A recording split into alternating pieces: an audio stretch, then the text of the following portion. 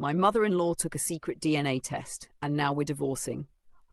I should have known something was off the moment she offered to babysit. My mother-in-law, Susan, was never the helpful type. Judgmental? Absolutely. Critical? Always. But helpful? No. So when she volunteered to watch our baby daughter, Emma, for an entire weekend so my husband and I could take a short break, I was shocked. "Take some time for yourselves," she smiled, a little too sweetly. "You both need it."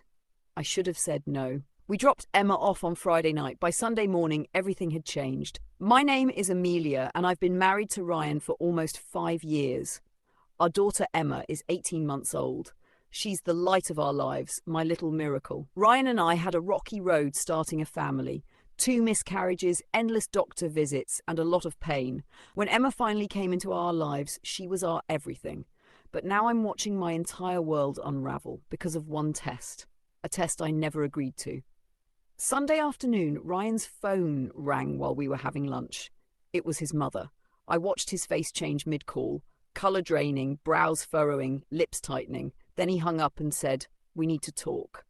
Susan had secretly taken Emma's saliva and sent it in for a DNA test. I didn't even know she had access to something like that. But apparently she'd taken a swab sample while Emma was asleep.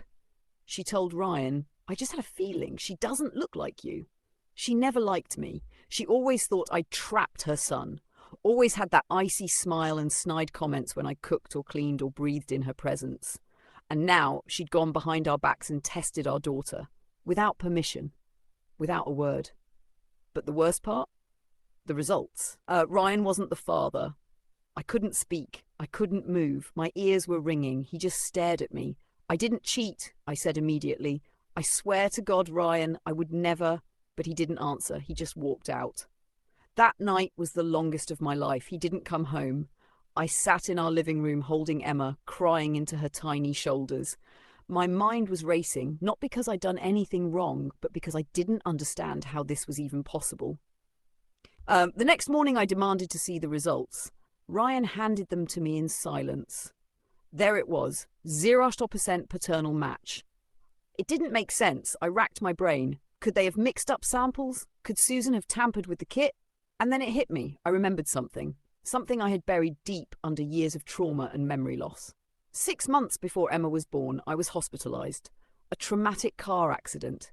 I was unconscious for 2 days. The doctors told me I was lucky. Ryan stayed by my side the entire time, or so I thought. While in recovery, I underwent a series of treatments. Painkillers, physical therapy, multiple scans and exams. It all became a blur.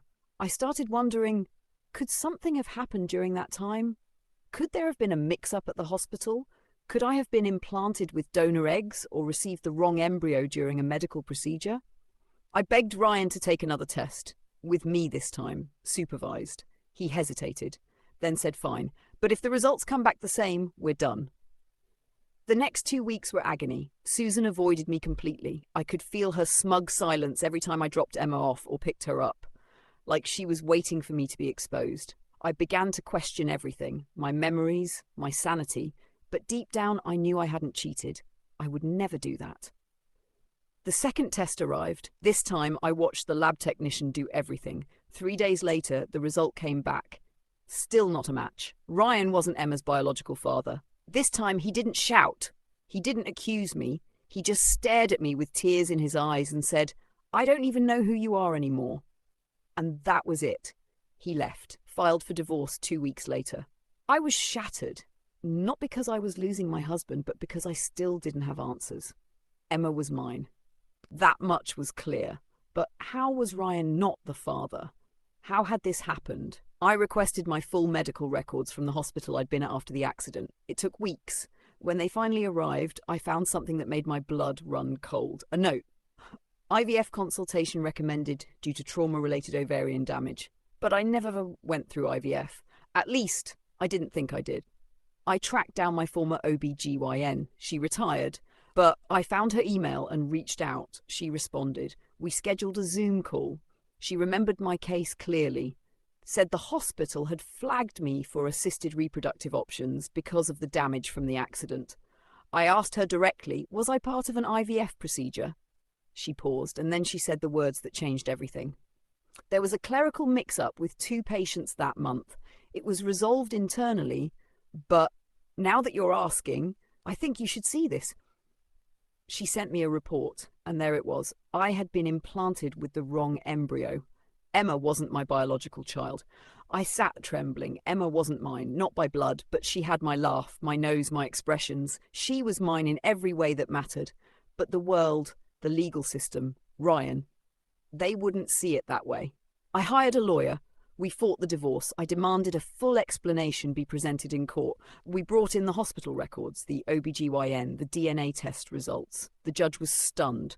But legally, I had custody. I raised Emma. I gave birth to her. And that, thankfully, still held weight. Ryan withdrew his case, but he never came home. A year later, I was granted full custody. Ryan moved to another city. He barely speaks to me. Susan still acts like she's won something.